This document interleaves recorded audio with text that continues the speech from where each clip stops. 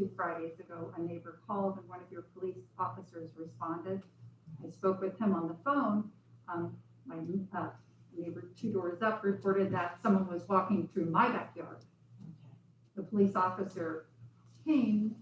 I was unaware of it at that point, and looked in the wrong location, and didn't go to the person who called in the call. So Yeah, sometimes the 911 dispatching is not real clear on who's calling. If we have a caller, our policy is to reach out to what we call the complainant to make sure that we have adequately addressed what they want us to look at. But sometimes dispatching is not real clear.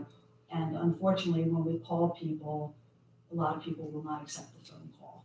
I'm sure he would have accepted the phone call. He tried in vain to try to get a police report, and they wouldn't give him one because it wasn't on his property. Yes, our policy is that if you are the complainant, you can get a copy of the report. But if you're not the complainant, you can't get a copy of the report because it would be similar to one of your neighbors knowing that a domestic had occurred at your house and them trying to get a copy of the domestic at your house. We do that for privacy reasons. It's a delicate balancing act between trying to be transparent and giving people information, but also recognizing that if you didn't call the police, you probably don't want your neighbors knowing why you did call the police. But the complainant can always get a copy of the report. Thank you, Chief. That was all helpful information. Thank you. We're going to move along and call the fire marshal for the emergency services report. Take care. Carmen, Yes, sir. how are you, my friend? Ladies and gentlemen, how are you? I was privileged to be part of the fire company detail at the funeral services with Tower 54. So, the reports that I'm going to give you are for East Goshen Township residents only. My iPad, luckily I backed it up on my phone. My iPad just crashed right before I came up. So what I'm going to give you are the same items you have in your report. It would be for East Goshen only. Our total responses for fire were 19. This is for the month of October. Fire police was 4, and our emergency services were 161. For Malvern Fire Company for October, there were 26 calls, portioned out to be 6 basic life and 20 advanced life calls. And Good Fellowship for East Goshen for the month of October were 51 calls, which is a little bit low, 7.6% of their budget. It normally is about 11%. I was on a fire-related burning call, but there was not really reportable because your code administration had already been there. I was at a doctor's appointment. It was on Meadowbrook. There was a builder that was overburning a bunch of debris. Someone evidently called the township, and I think code department went out. They contacted me, and I did stop out afterwards and just had a little face-to-face with the builder, and they promised. Actually, they were hauling everything off at that point. Been very quiet. People haven't been burning other than the mysterious Milltown that I still can't get my hands on. Every once in a while, there is something noxious being burnt there. I have a suspicion where it's coming from, but I can't catch them. So that is under advisement. Okay. Any questions? Have a nice, safe Thanksgiving to all. Thank you. Same to you, Carmen. Do the same. Next on our agenda is our financial report. Dave, you want to give us a little summary of the document? Yeah, so for October 31st, net passengers general fund had revenues of $9,264,505 and expenses of $8,495,151. That's a positive variance of $769,354. So the year-to-date positive variance versus the budget is $907,939, and the general fund balance as of October 31st was a healthy $6,236,186. The general summary is that same thing we're seeing month after month, which is our expenses are slightly lower than what were budgeted, as well as lower than prior year. And our revenues, in particular EIT and real estate transfer tax, are considerably higher, 8% higher than the budget, 12% higher than the prior year. Most of that is the EIT and the real estate transfers, but also permit fees, fines, and building inspection fees. So the revised 21 general fund projection would be a budget surplus of $181,638. But as of today, we are $270,000 ahead of what I projected for EIT revenue alone in November. So we could see an even larger windfall for the end of the year for surplus. For those of you who have been excited, following this exciting budget process,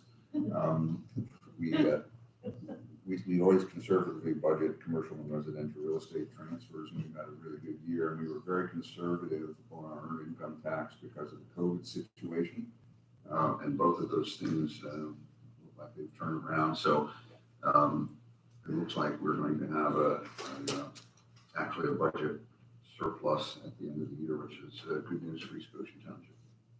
And those, as I understand it, those funds can be reassigned to, and we'll be considering that in the budget process. So as we go forward with this 2022 year. So very good. All right. Next issue is the approval of the minutes. Mr. Chairman, I would move that we accept the minutes as they have been presented from Tuesday, October the 19th, and I see no issues. Second motion. Thank you, John. Any further discussion? I can see any issues. Any public comment? Those in favor, aye. Aye. Opposed, no. Motion carries 3-0. Next is the treasurer's report. And we have none.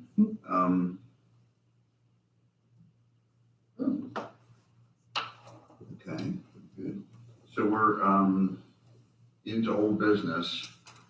And the first is the consideration of authorizing an advertisement of the 2022 preliminary budget. I will remind everybody here that this is the budget process this year has been really interesting. It's different than we've done in previous years. We've done workshops, we've had more public meetings, more board engagement. We have a brand new financial director and a brand new township super manager. TV worker. And they've all come up to speed, and we think we've had one of the better budgeting processes, capped off by the fact that we're proposing a balanced budget and balanced without using our surplus reserves accounts. So that is all good news. The final anticipated final approval of the 2022 budget will be at our December 21st meeting. With that, I will turn it over to Dave and Derek. I just, Put it up. Mr. Chairman, I just wanted to, I will hand it over to Dave, but again, just kind of want to reiterate the fact that, Dave has been on the job 9 months. The 2022 budget is not all that he's been working on and not all that fell into his lap to have to work on. So he's been juggling a lot of things, and I think the 2022 budget process was pretty well done from his standpoint, from his staff standpoint. So I appreciate him. I appreciate it, all the finance staff, Chris included up here, and I just like to congratulate them on the job well done this whole entire fall. Thanks, Eric. We appreciate it. Yeah, I couldn't have done it without the staff and your support and the support of the board. Working through the budget workshops has given me a lot better insight into the various funds, how they interact, the major projects that are falling into our purview, the dam projects, Bailey Pike Trail, various sewer projects. So getting all of those in hand has been a task, and it's going to be ongoing because we've got a lot coming up in 2023 and beyond. I do not anticipate a necessary tax increase for next year. It looks like when we project out 5-10 years, depending on how much the actual price index falls out, you know, if it's less than 1% or up to 3%, it looks like a necessary tax increase or reining in of various expenses would probably be more towards 2027 to 2030. And we can get as proactive as necessary on that. The largest piece of that is the WeGo funding. So it really hinges upon how we support the police in the future, how we support our fire company, how well we can plan for infrastructure needs in the future, and how proactive and pay forward we're willing to be.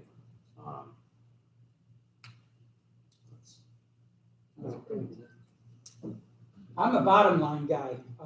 To me, the fact that we're almost 2% below last year's budget, and it's a balanced budget to boot, I'm thrilled. I'm absolutely thrilled. I echo your comments, and I thought it was a really terrific process. I learned a lot this year with Mike, who's absent this evening, but Mike taught me a lot through this process, and it's really given me it's been an eye-opening endeavor, that's for sure. And I really do appreciate that it's been a transparent process for all of us. So thank you. Okay, we just need a motion basically to authorize the advertising of the 2022 preliminary. Well, I would make that motion, Mr. Chairman. I would make the motion to authorize the advertisement of the 2022 preliminary budget. I second the motion. Can we just amend that to say In the daily local news. All right. Any further, we've all had a chance to have input into the budget. We have, yeah. Any further questions or comments on it? So, Do we have any public? any public comments? I know, Russ, you don't like the daily public. No, I don't. Do they have- But I can answer a question about the budget thing? Okay. It's working again. And it's not working again. internet issues tonight? We're having a little trouble with our YouTube streaming. Don't say anything about this. Still saying live. I'm not saying anything. I'm not saying I'm not gonna research You it. can say anything you want. Dave, this is more for you, and it's more just for me to understand what's going on with the trash collection. Okay. The trash agreement was voted on September 7th, and that came in at like $960,000. How many homes do we do trash collection? And the reason why I'm asking that is, I took the 960, and basically we're paying 100, according to the next year's budget, we're gonna pay trash $100 per quarter, or $400 a year. Right. That broke down that we have roughly 2,400 homes in the township. Is that correct? Thinking? I know you're on the trash. 3,400. Yeah, keep in mind that not everybody uses the trash services, so, I think we have 3,400. 3,400? 3,400 units using the under contract with the trash services. So then, We have more homes than that, but others, like apartments, versus Mill Villages contract their own trash. right, yeah.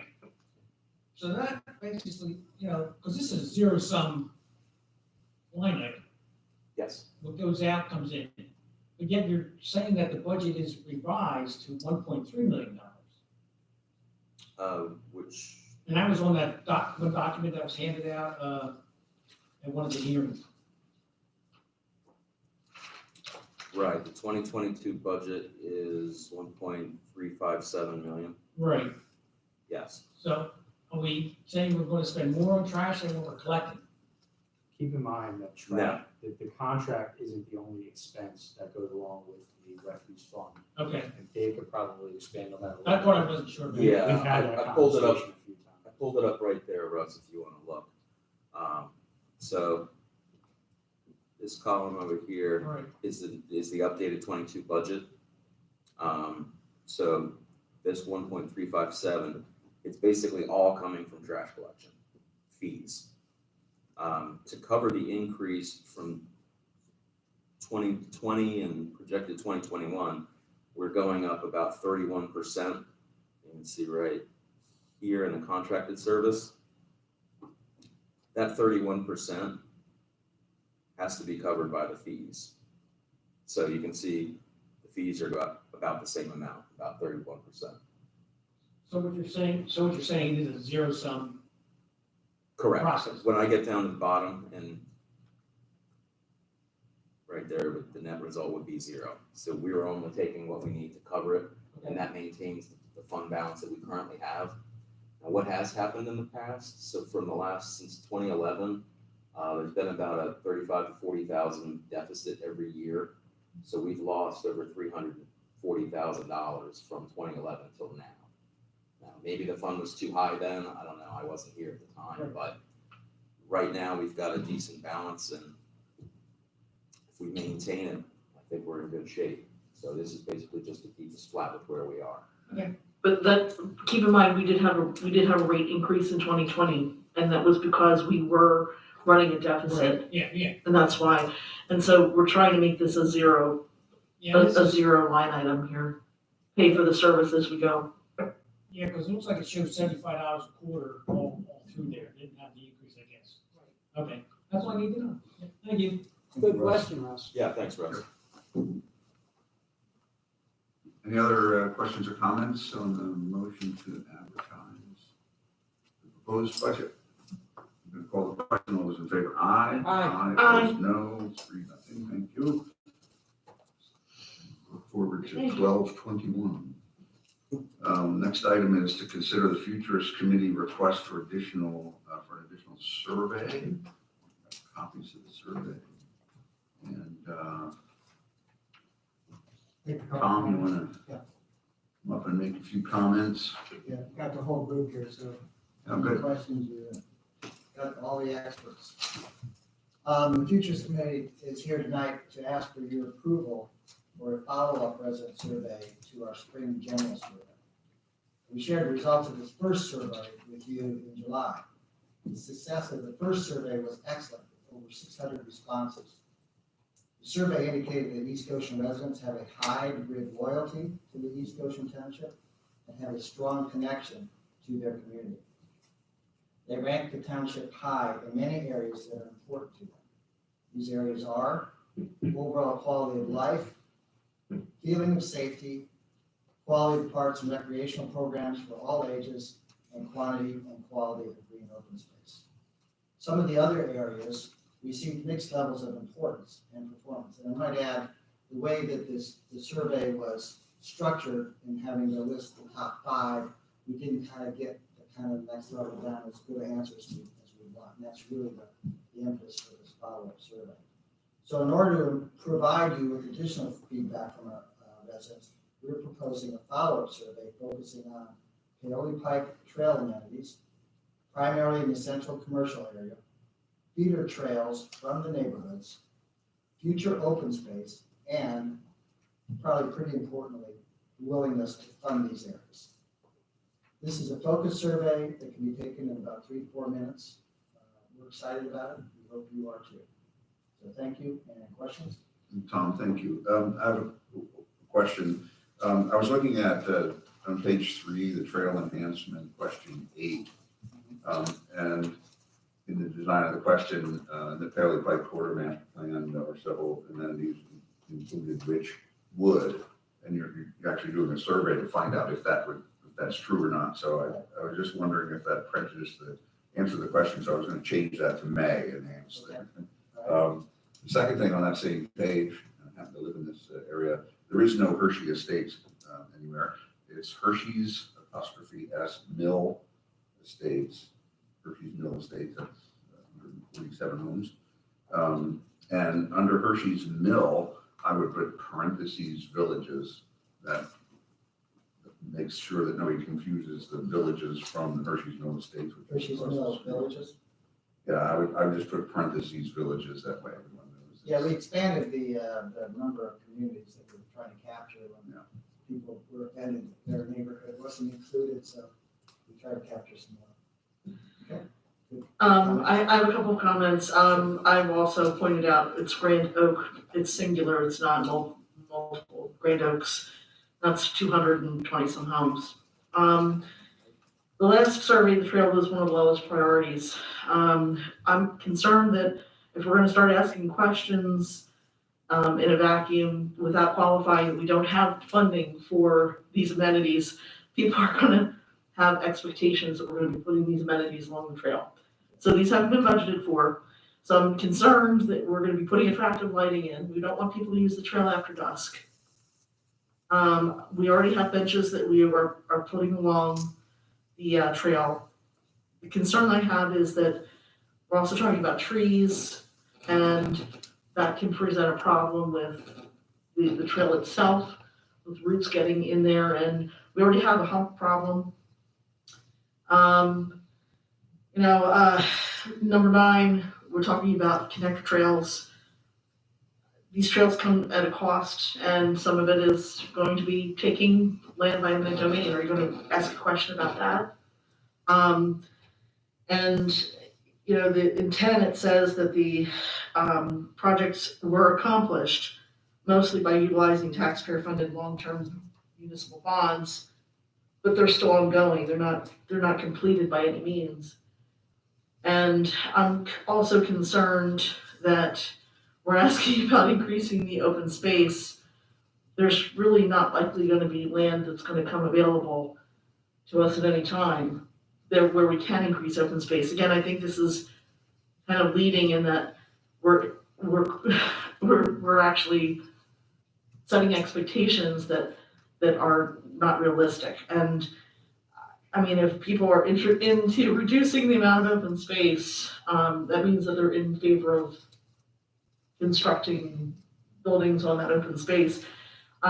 Someone said to me that I had suggested doing a survey, a widespread survey, and I had suggested on election day. I didn't realize the ramifications of that were that it was going to be more politically leaning one way or versus the other way. I hadn't even thought of that. I don't know what the political breakdown of the 600 some people that are being surveyed are, and so I'm going to say I don't want to have a political a concern that this is going to go out and it's going to be politically bent one way or the other. I'm going to say I'm not in favor of doing the survey. I don't think a survey creates false expectations. I think it's opinion gathering, and in my frame of mind, there's a lot of work that would be done afterwards, but at least this gives us of the community and helps us in determining a direction. We're not approving anything by doing the survey. We're just asking questions about people's preferences and what's important to them and what's not important to them. And I thought the results of the first survey were helpful, and with regard to politics, doing the survey isn't political. It's asking opinions, and too bad that people politicize things like a survey about enhancements to amenities in the township. But I understand that's reality today. So I'm in favor of doing the survey after we tweak it with some. Well, in all fairness, David, I wasn't the one who brought up the political bent on that. It was somebody on the committee who brought that up to me. And so that's why I'm reluctant to do surveys at this point. Well, I think you have to be fair, Michelle. Your question was, should we do a poll survey?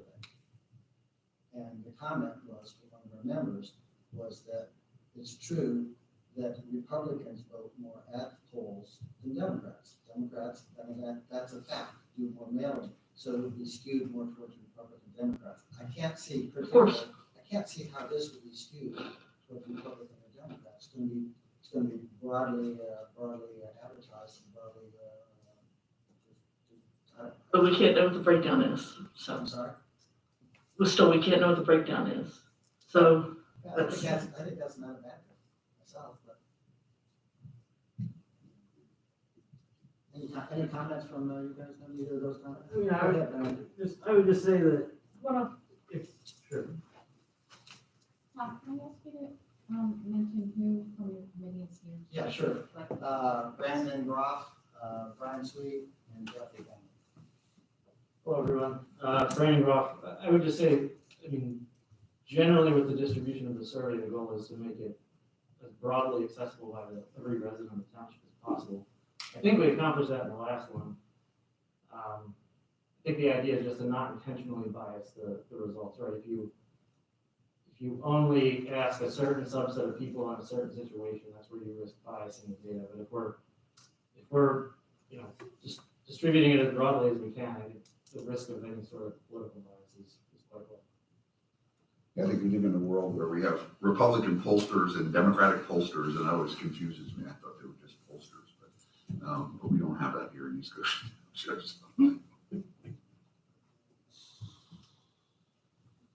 John, any questions? Comments.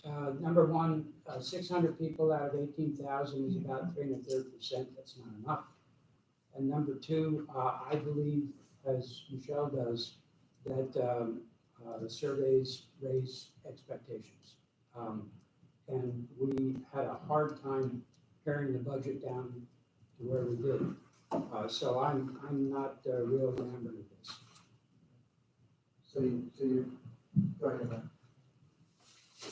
Brian Sweet. The purpose of the survey is to inform the board what the residents want. You have people who show up to the meetings in the past are very vocal about the way they want things to go. So this survey is an opportunity for you to get that feedback from the residents.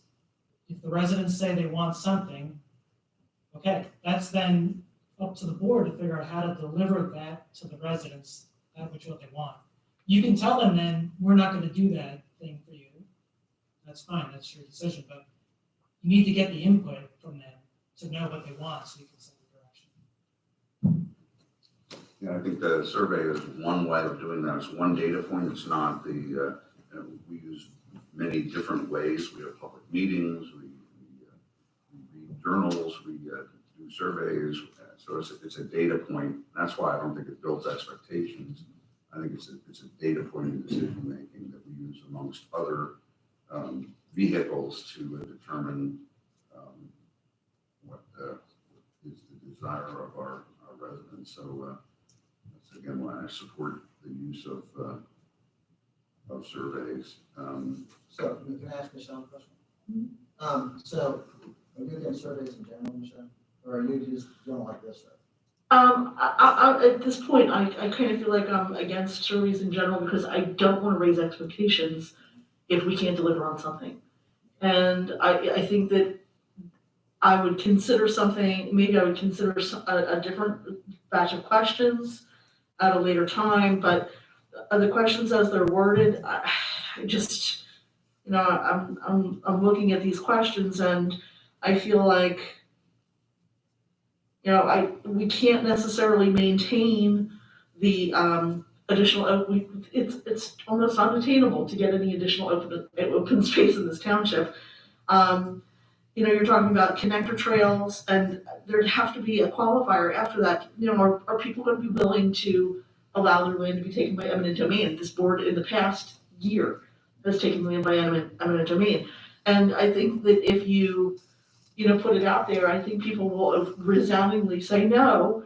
And I just don't know that we can maintain trees spread along the trail.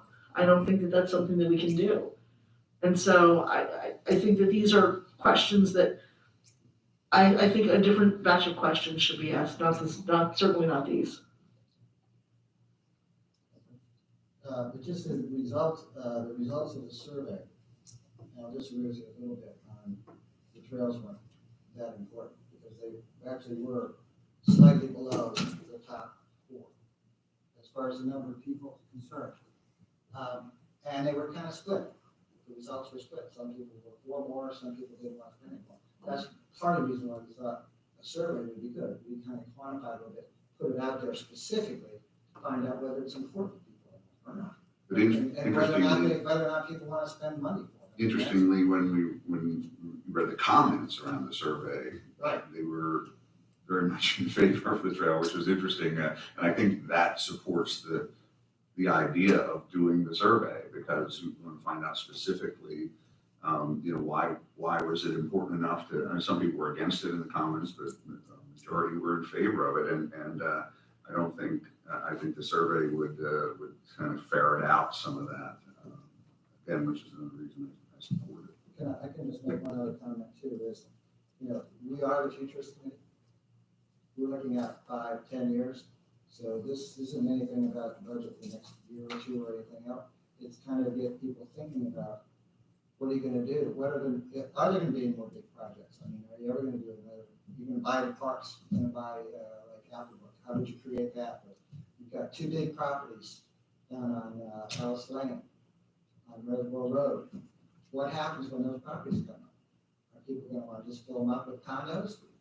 Or are they want open space, or are they gonna want to do a combination? I think that's the kind of thing, and I sense that East Goshen, from our last survey, people really like the fact that we've got a lot of open space. And they were kind of negative, and in the past, people have come out to board meetings and said they don't want, condos and whatnot in the town center. And what we're trying to do is just dig a little bit deeper and try and kind of find that out, but we can't. We don't know how else to. What David Shuey has told me on a number of occasions is that open space can't be taxed and has to be maintained, right? It doesn't bring any money in, and it costs.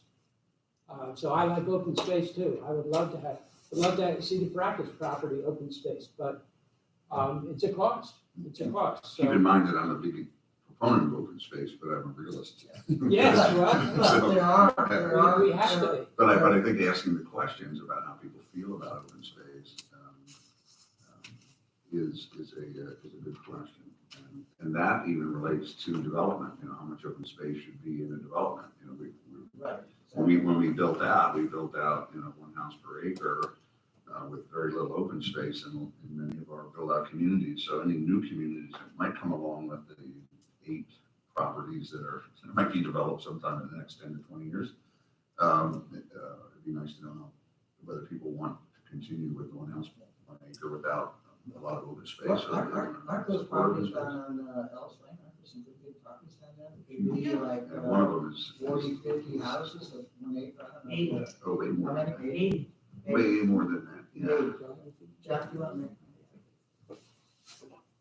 Yeah, so I just want to make a quick comment. The Futures Committee has no opinion on what we do with open space, nor are we trying to make an opinion on what we do with open space or the trail or, I don't know, what the Wendy's or the bank is. We don't care. We don't have an opinion.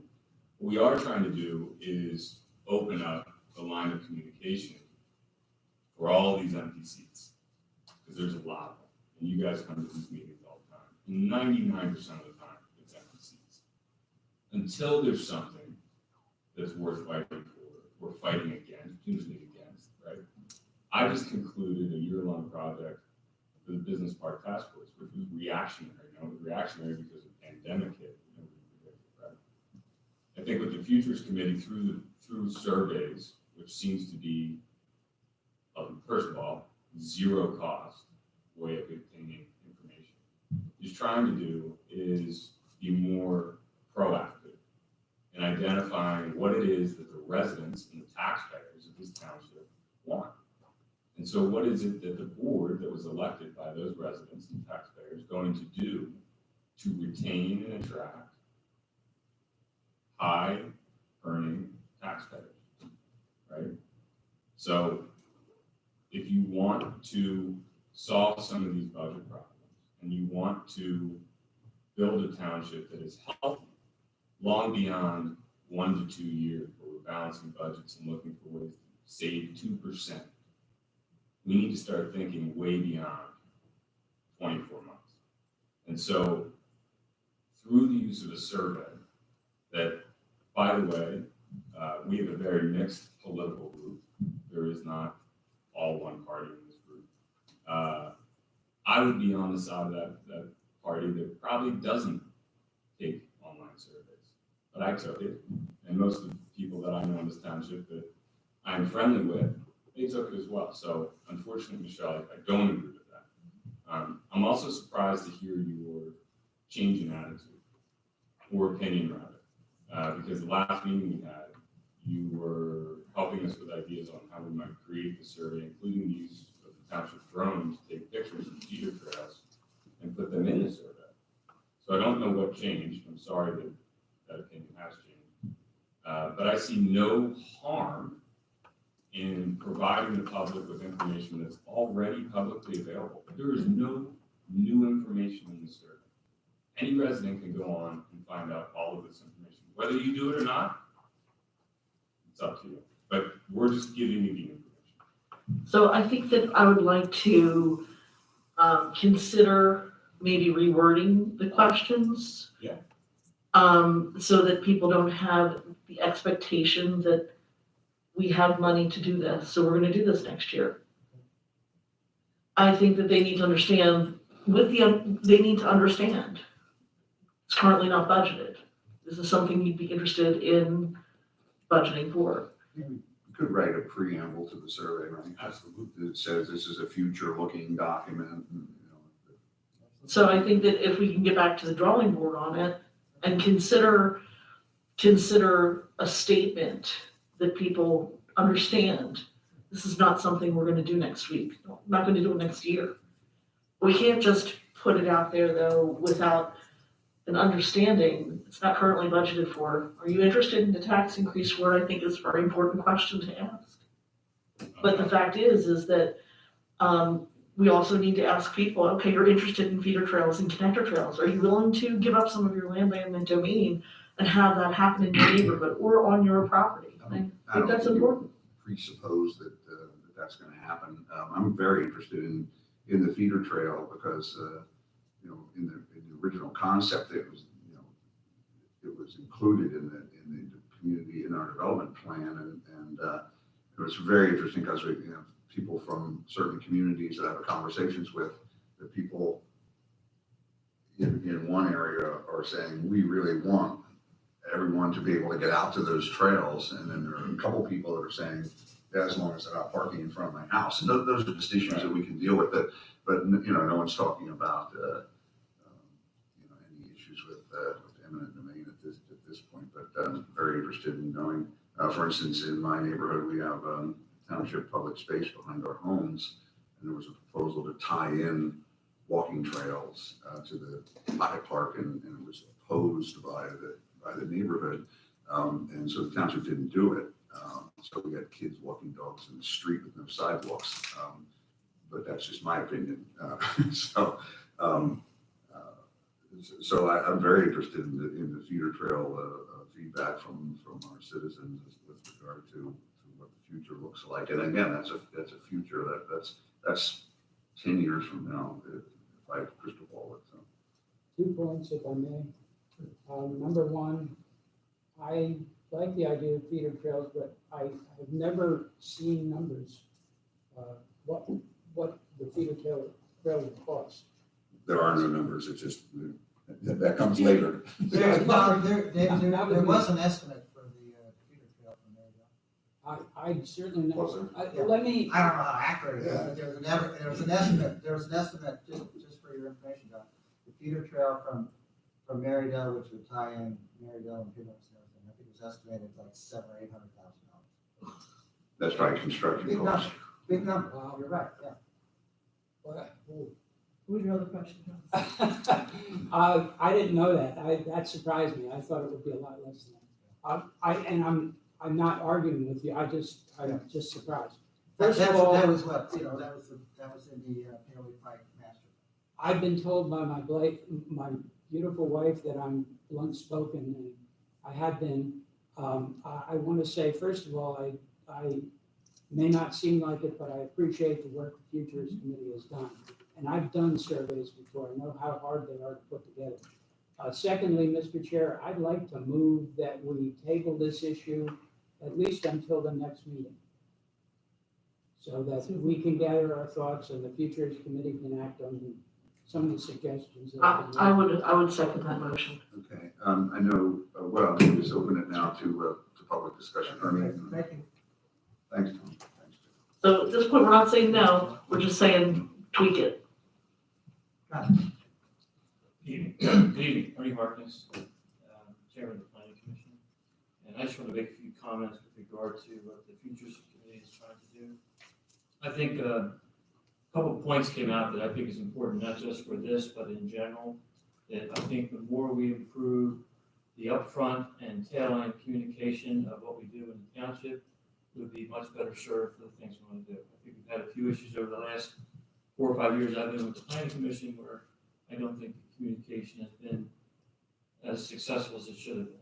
That point being, I think that the proper, as you talked about, the proper things were discussed and you had a proper opening statement, letter, whatever, as to why we're doing it, and followed up with the survey as to what it means and what that future would look like, I think it would answer a lot of their concerns, okay? The second point I want to make is what they're looking for, and I'm going to be selfish with regard to the Planning Commission, is a couple of these topics I know are going to come before me in the next couple of years. And some have already come before me. And, for example, your White Trail, the Town Center, a couple other, feeder trails, future open space, which we've had before. And I think from the Planning Commission perspective, it's helpful to have just some insight as where the township sits. Because like someone had said, this chair's empty right now, and unfortunately, I think sometimes we get too much of a one-sided discussion. So I would just, from a selfish standpoint of the Planning Commission, I think that this would be helpful for us, knowing what the township feels from a going forward perspective. And then I would just emphasize the fact that if it's properly communicated, it's only information.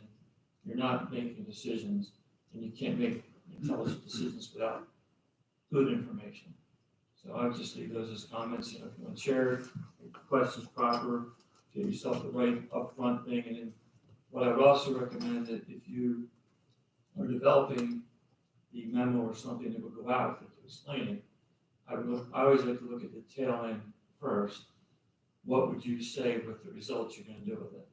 And you develop that result, and when you put it out to the township, as we said in the beginning, this is only information for X, Y, and Z. So I think it's properly worded.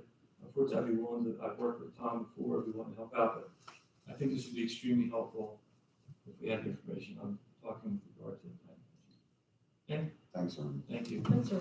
Any other public comment?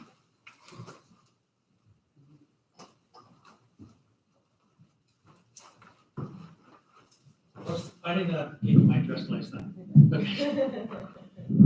First of all, before I get into what I wrote down here to say is, I agree with you 100%, Michelle, is that when I looked at the survey as presented in the agenda, I said, here we go again, more big future plans of the T&D project coming at us.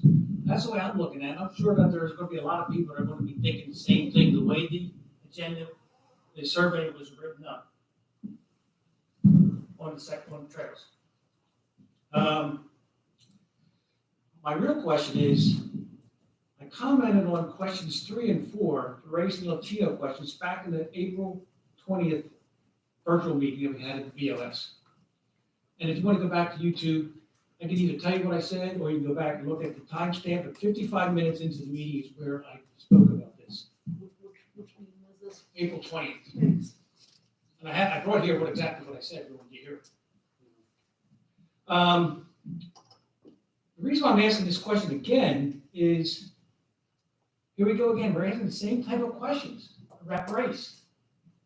Were you not satisfied with the first pass? Why do we keep going back and asking race questions? Don't we have enough information that was how our township is made up by the census that was taken in 2020? Should we rely on that versus going back out and always asking the same questions again?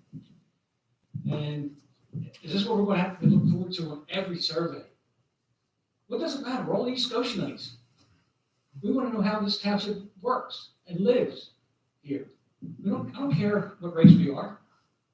I'm sure maybe I'm the only one who thinks of it. That's what I have to say. Thank you. Thanks, and we'll let the professional survey developer answer your question the same way he answered it the last time. I know. Hello, everyone. So it's a standard practice in surveys to ask those 4 or 5 demographic questions at the beginning. It's not an agenda, it's to ensure that the group of people that answer the survey match the broader group of people that live in the area or that you're trying, the group that you're trying to survey, to ensure that they are representative to, again, to kind of reduce or eliminate bias in your answers, right? So, for example, we get a bunch of answers and they're all from one end of the income spectrum or one gender, for example. We know that's not representative of the broader township population. So you ask those questions in every survey to ensure consistency and fairness in the data that you're getting. So if they don't match up to what you're looking for, you throw that question out or the response out? There's different ways to handle that. In our case, what we found last time around was there was some slight variations, and so we looked at the data, the sort of meat of the survey, the questions that we were really interested in. We looked at them across income ranges, ethnicity, and a couple of those demographic questions to ensure that there weren't wide variations in how people answered the questions. So again, that's how we approached ensuring that everybody had sort of an equal voice in this. Typical survey practice is slightly different, but that's the best way to do it in this situation, since we want to get as many of our residents to answer the survey as possible. You only had 600 people out of 18,000 that responded, So. which I was surprised about, to be honest with you. Right, yeah, I think that's a pretty good. And so I think the qualifying questions, the demographic questions, enable us to make sure that we are getting a proper representation. So if you take that census data and you scale it down, and you say, okay, if it was only 600 people, those percentages all stay the same, right? So to avoid political bias or anything else, we can then say that this data is representative of the township at large, even though only 600 people showed up. Just like this meeting has 5 residents in it. And you've talked 4 times, right? So is that representative of the rest of the township? It's not. So the survey has data to then say it's valid or not. It's not what we're looking for. We say, here's what the survey said, here's what the census said. If they line up on a ratio, then it's good. If they don't, then it's not good because it's not representative of the township. So again, no agenda, nothing else. It's just a qualifying question. It takes 8 seconds to fill it out. And this is a standard practice in any consumer survey. All right, great, thank you, guys. Any further questions? We have a motion to table this for further.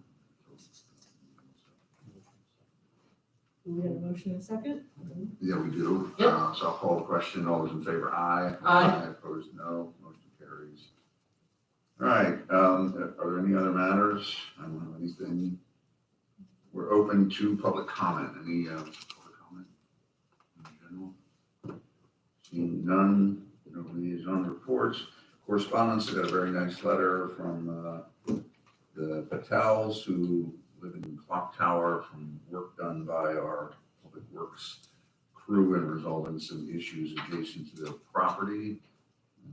Personal experience on Saturday with our public works guys came out and a situation that they resolved very, very quickly. And I had a very nice phone call from the resident and both of our public service and our zoning officer giving me a status update of the issue that was addressed. And so once again, our folks are out there 24/7, making sure our residents are happy and service. So that's great. Dave has a point to make. Okay. Regarding the budget, I just wanted to let everybody know that everything's getting posted onto the website so you can access all the detail for all the different funds that you want. And then also we will have a book with everything down in the township building. think we're gonna do it tomorrow. If you're available for viewing. Okay. Move to adjourn. Okay, I'll second. Aye. Aye. Opposed, no. Motion carries. Thank you, everyone. Thank you all Thanks for being coming here. in. Thank you. Yes.